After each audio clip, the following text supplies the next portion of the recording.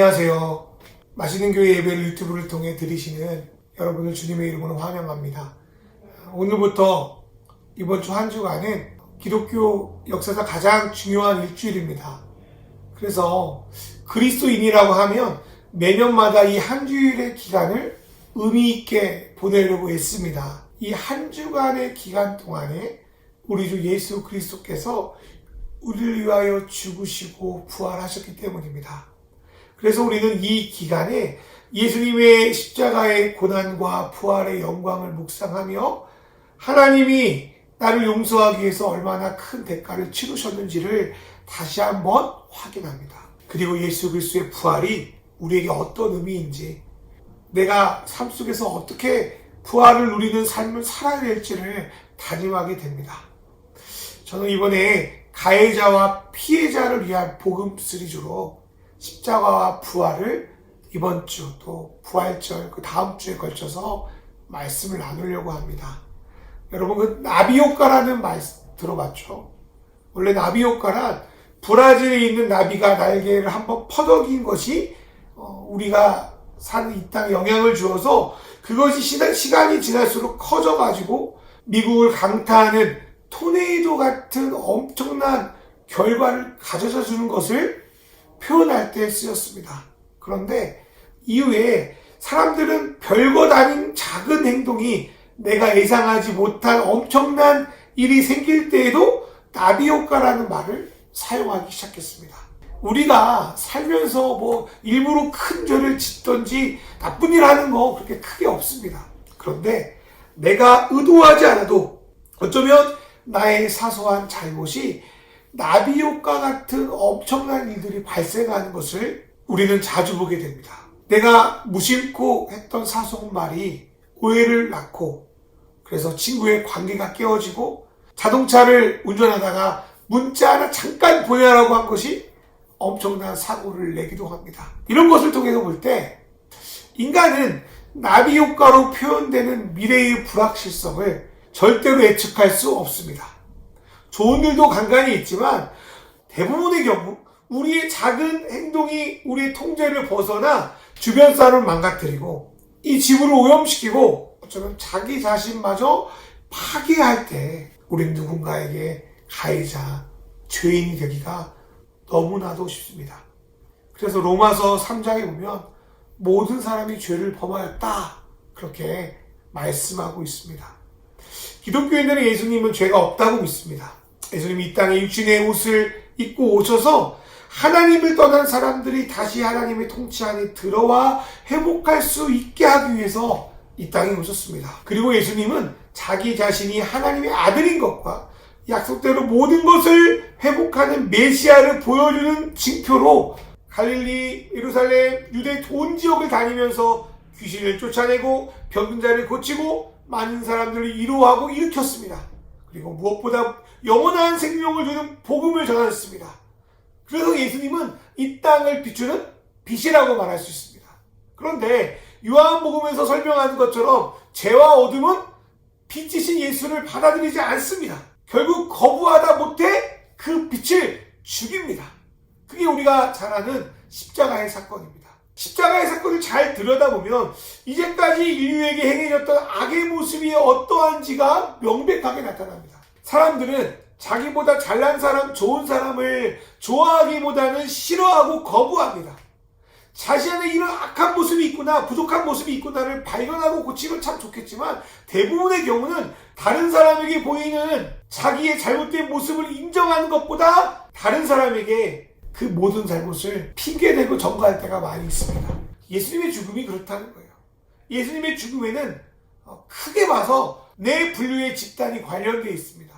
이 사람들을 분석해보면 인류의 모든 계층의 사람들을 설명할 수 있다고 저는 생각합니다. 첫 번째로 로마군 헤롯 땅 사두개인으로 대표되는 권력자들입니다. 이들은 예수 그리스도가 자신의 권력에 위협이 돼서 예수를 죽입니다. 이미 권력을 누리고 있는 사람은 사회가 바뀌는 거 별로 안 좋아합니다. 사회가 바뀌면 자신이 누리고 있는 기득권을 빼앗길까 봐 그렇습니다. 그래서 누군가 무언가를 새롭게 바꾸려고 하면 어떻게든 그 사람을 모함하고 제거하려고 합니다. 옛말에 권력은 부자지간에도 나누지 않는다라는 말이 있습니다. 제가 오래전에 사도라는 영화를 본 적이 있는데요. 영조대왕이 사도세자를 아들임에도 불구하고 뒤주라는 곳에 가둬서 죽여버립니다. 왜 아버지와 아들 간에 이런 일이 벌어집니까? 근본적으로 권력 때문이 아닐까요? 권력은 많은 사람을 해치고도 쟁취하고자 하는 속성이 있습니다. 그래서 세상은 하나님의 아들 예수가 자신의 권력을 빼앗을 걸 두려워하여 결국 그를 죽여버립니다. 본래 로마로 대표되는 빌라도와 유대에서 권력을 누리고 있던 헤로드 왕은 별로 친한 사람이 아니었대요. 그런데 예수를 죽이는 데는 서로 손을 잡습니다. 여러분, 이 세상의 권력가들을 보십시오. 이 세상의 힘을 가진 자들 보십시오. 지들끼리 싸우다가도 자신이 추구하고 있는, 자신이 붙들고 있는 권력을 누군가 손대려 하면 똘똘 뭉쳐서 자신의 힘, 자신의 권력을 지켜내는 것을 볼 수 있습니다. 그리고 자신의 것을 계속적으로 누리기 위해서 죄 없는 사람을 핍박하고 죽이는 일도 많습니다. 자신의 욕심을 위하여 남을 모함하고 헐뜯는 것이 비단 이 시대의 사회 지배층 뿐이겠습니까? 가정 안에도, 회사 안에도, 학교와 교회 안에도 자기 것을 빼앗기는 경우가 생길 때 얼마든지 다른 사람을 모함하고 누르지 않습니까? 그래서 이 세상 사람들은 어느 누구도 이 일에 대해서 떳떳할 수가 없습니다. 여러분은 크던 작던 자신이 가지고 있는 것에 위협이 느낄 때 어떻게 반응하셨습니까? 만약 여러분이 이런 일을 조금이라도 하셨다면 여러분은 가해자다라고 말할 수 있습니다. 예수를 죽였던 두 번째 집단은 바로 바리새인으로 대표되는 인정을 원하는 자들이었습니다. 그들은 예수 그리스도를 질투하여 예수를 죽입니다. 바벨론에서 70년 동안 포로 살다가 해방되고 나서 이스라엘 백성은 예루살렘으로 돌아와서 성전을 재건합니다. 그러나 그 후 300년간 나라는 제대로 세워지지도 않았고요. 수많은 외침으로 인해서 나라는 여전히 혼란스러웠습니다. 그러한 혼란기에 이렇게 하면 하나님의 축복을 받을 수 있다. 이렇게 하면 행복할 수 있다라고 비전과 가치를 새롭게 제시한 집단이 누구였냐면 바리새인들이었습니다.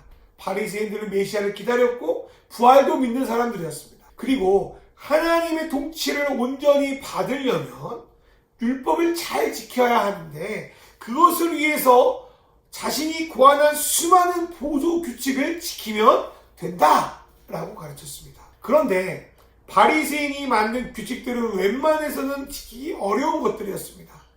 그래서 사람들은 이 어려운 것을 지켜내는 바리새인들을 존경합니다. 이들의 삶을 인정하지 않는 분이 계셨으니 그분이 바로 예수님이었습니다. 예수님이 이들의 모습을 보면서 외식한다, 회칠한 무덤 같다 그러면서 이들을 비난합니다.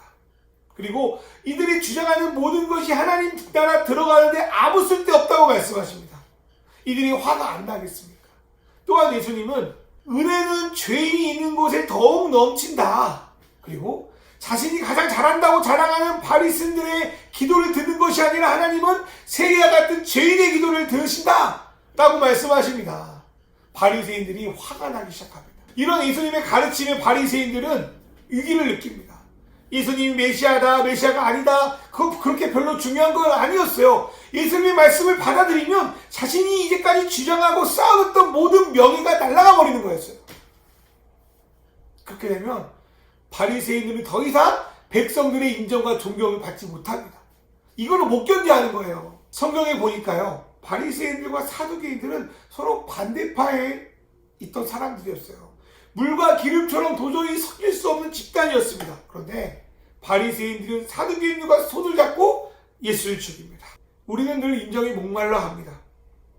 그리고 인정을 못 받으면 나보다 인정받는 것 같은 사람들을 어떻게든 깎아내리고 필요하면 옆에 있는 사람과도 막 같이 연합하여서 그 사람을 무너뜨려 버립니다. 여러분 중에 바리새인처럼 인정받으려고 다른 사람 잘 되는 거 그 꼴을 못 봐가지고 잡아 끌고 있다면 여러분 역시 가해자입니다. 세 번째로 예수님을 죽인 집단은 제자들로 대표되는 배신자들입니다. 이들은 예수님께 실망하여 예수를 죽입니다. 배신한다는 건요, 이전에 서로 신뢰관계가 있었다는 거예요. 신뢰관계가 없는 상태에서 배신이란 말이 있을 수가 없습니다. 그러다가 배신은 지금도 인간관계에서 가장 안 좋은 행위 중에 하나로 인식되고 있지만 사람들은 예전에도 그렇고 지금도 여전히 배신을 많이 합니다. 그러면 왜 우리는 배신합니까? 자신의 기대와 행동과 다르기 때문에 배신한다고 저는 생각합니다. 사람을 있는 그대로 받아들이면 참 좋겠지만 많은 사람들이 보통 인간관계를 시작할 때 상대가 자신에게 뭔가 유익이 되니까 인간관계를 시작할 때가 많습니다. 그러다가 상대가 더 이상 나에게 이익이 되지 않겠다는 생각이 들 때 그 사람을 배신하고 자신이 아니라 네가 잘못해서 그랬다고 다른 사람에게 떠넘기면서 그 사람을 쉽게 배신합니다. 예수님의 제자들도 그랬습니다. 모든 것을 버리고 주님을 따랐다고 말로는 주장했지만 각기 자신들의 생각이 있었습니다. 제 아들은 예수님께서 로마의 권력자들을 물리치고 다윗의 왕국을 세울 것을 기대했어요. 그리고 그 왕국에 한 자리 차지하고 싶은 욕망들이 있었습니다. 오죽했으면 제자 요한과 야고보의 어머니가 예수님께 찾아와서 하나님 나라 서줄 때 자기 아들들을 좌우편에 세워달라는 청탁하지 하지 않습니까? 그리고 예수님을 배신한 제자 중 대표적으로 가룟 유다가 있습니다. 이 사람이 누구였는지에 대한 여러 가지 학설이 있는데요. 제가 볼 때 이 사람은 무력으로 로마를 물리치고 새로운 나라를 세우고자 했던 열심 당원 중에 하나라고 추측됩니다. 유다는 예수님이 권력을 잡아 로마를 물리치기 소망했습니다. 그래서 어떻게든 예수님의 인기를 이용하려 했습니다. 그는 오병이어 사건 후 예수님께서 그들을 군사로 만들어서 예루살렘으로 진경하는 꿈을 꿨을 거예요. 그러다가 예수님이 그들을 다 흩어버리자 기 빠졌을 겁니다. 또한 가룟 유다는 예수님이 날마다 자신의 싸움에 도움이 되는 사람들을 만나기도 모자를 판에 매일마다 비천한 여자들에게 관심을 갖는 것에 더 이상 예수님에 대한 소망을 내어던지고 실망하여 예수님을 배신해버립니다. 어쩌면 유다는 예수님을 일부러 유기에 빠뜨려서 예수님과 그를 따르는 무리가 반란을 일으키기를 기대했을지도 몰라요. 성경의 정황을 보면 유다는 예수님을 팔았지만 예수님이 진짜 죽을 줄은 몰랐던 것 같아요. 그런데 예수님은 그 권력에 반항하지 않고 순전한 어린 양처럼 조용히 그 십자가의 길을 걸어가십니다. 사랑하는 여러분, 사람에 대한 실망은 우리를 배신하게 만듭니다. 사람에게 실망하면 사람을 배신하고요. 내 자신에게 실망하면 나를 버리기도 합니다. 그런데 예수님은 제자들에게 3번이나 자기가 죽을 것이다. 그러나 부활할 것이다. 너희가 생각하는 나라와 내가 생각하는 나라가 다르다. 누누이 말했음에도 불구하고 제자들은 예수님의 말을 듣지도 않고 이해하려고 들지도 않다가 결국 예수가 잡히자 실망하고 그를 떠나버립니다. 그런데 이들이 정말 실망하고 있는 것이 예수님일까요? 저는 아니라고 봅니다. 예수님이 아니라 예수를 통해 이루고자 싶은 일이 이루어지지 않았기 때문에 이들은 실망해버린 겁니다. 오늘을 살아가는 우리도 마찬가지 같아요. 여러분 중에 진정 배신 안 해본 사람이 있습니까? 우리는 베드로가 3번 부인했다고 그를 비판하는데 진정 우리는 그를 비난할 자격이 있습니까? 베드로가 3번 부인했다면 우리는 하루에도 수십 번씩 예수님을 원망하고 나의 환경, 나의 상황을 힘들어하지 않습니까? 그리고 늘 서로가 서로를 자신의 욕망과 유익을 위해서 배신하고 있지 않습니까? 여러분 중에 배신을 하고 있다면 늘 배신하고 있는 우리가 바로 가해자이고 죄인일 것입니다. 4번째로 예수님을 죽인 집단은 무리, 백성들입니다. 이들은 예수님에 대해 몰라서 예수님을 죽입니다. 공생애 동안 예수님은 백성들의 인기가 많았어요. 병도 치유하고 또 귀신도 쫓아내고 또 바리새인 서기관들과 다른 놀라운 말씀에 사람들이 매료되어 많이 예수님을 쫓았습니다. 더구나 예수님을 보기 위해서 모인 사람들이 배고파하는 것을 안타까워 여기셔서 5변이요 7변이요 2번이나 그런 기적을 베푸셨습니다. 이러한 기적을 본 무리들은 예수님을 왕으로 모시려고 했고요. 예수님이 예루살렘에 입성하려 할 때 종려나무 가지를 흔들며 혹사나 다윗의 손이여 우리를 구원하소서라고 외쳤습니다. 사람들의 놀라운 반응을 보고 예수를 죽이려고 했던 대제사장들은 이따 죽이자 하고 예수 죽이는 것을 미루기까지 합니다. 그런데요, 그렇게 예수님을 환영했던 무리들이 대제사장들과 장로들이 예수를 죽이지 않고 오시니까 순식간에 돌변해서 예수를 죽이라고 외칩니다. 백성들은 순진했습니다. 그러나 예수가 누구인지 몰랐습니다. 예수가 빵을 줄 때는 빵을 주신 분이라고 열광했다가도 대제사장들이 내미는 조건이 해롭대요. 그렇게 열광했던 예수를 죽이라고, 그리고 바라바를 살리라고 외칩니다. 결국 이들은 믿음의 뿌리가 없는 사람들이었습니다. 순간적인 열광에 동조하지만 그건 잠시뿐이었고요. 자신의 생각과 다르다고 생각하면 언제 그랬냐 듯이 온갖 비난과 저주를 퍼붓습니다. 우리의 모습이 이와 같지 않나 생각합니다. 예를 들어서 축구선수 손흥민 선수가 잘하면 막 그렇게 칭찬하다가도 조금만 못하면 그렇게 인신공격을 해야 되는지 모르겠어요. 비단 스포츠 선수뿐만 아니라 연애, 정치, 교회, 직장 모든 것에서 그렇게 하는 것이 우리의 습성입니다. 그리고 이 일 때문에 어떤 사람이 상처를 받았던지 죽었던지 하면 자기가 죽었다고, 자기가 잘못했다고 반성하는 것이 아니라 무리라는, 대중이라는 이름 뒤에 숨어서 또 다른 사람을 비난하며 살아갑니다. 이런 무리의 모습이 저와 여러분 안에 있지 않습니까? 그런데 그러한 무리를 보며 예수님이 이렇게 말씀하십니다.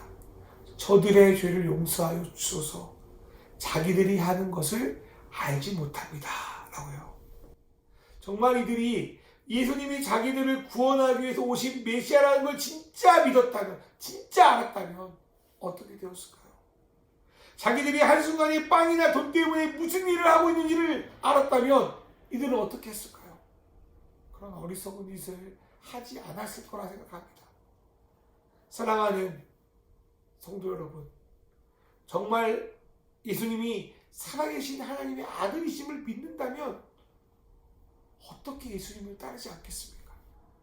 오늘 예배 가운데 만물을 지으신 하나님이 우리 가운데 정말 임재한지를 여러분이 믿는다면 우리가 오늘 드려진 예배를 어떻게 함부로 하겠습니까? 예수님이 나의 인생의 최고의 가치인 것을 안다면 어떻게 하나님 말씀을 쉽게 어기며 살아가겠습니까? 이렇게 예수님은 자기 권력이 위협받는다고 느끼는 권력자들에게, 예수님에게 인기가 뺏겼다고 질투하는 사람들에게, 처음엔 따랐다가 실망을 느껴 배신한 사람들에게, 아무것도 모르는 무리에 의해 십자가에 달려 죽으셨습니다. 이 네 가지 분류의 사람들은 이 땅에 살아온 모든 사람들, 그 가해자들을 대표합니다. 우리 역시 이들처럼 이런저런 이유로 사람들에게 죄를 짓고 상처 주고 어쩌면 예수를 십자가에 못 박은 사람들과 같습니다. 그래서 어느 누구도 나는 잘못이 없어, 나는 가해자가 아니야, 나는 깨끗해 소리칠 수 있는 사람 없습니다. 그런데 예수님은 자기를 죽인 모든 가해자의 죄를 용서하기 위하여 십자가에 돌아가셨습니다. 우리는 죄를 갚을 능력 없어요. 우리는 죄를 너무나도 서로에게 많이 집니다. 그러나 그 죄를 회복할 능력은 없어요. 기껏 해봤자 금전적인 또 법적인 조치인데 이것으로 피해자의 모든 것을 갚을 수 없습니다.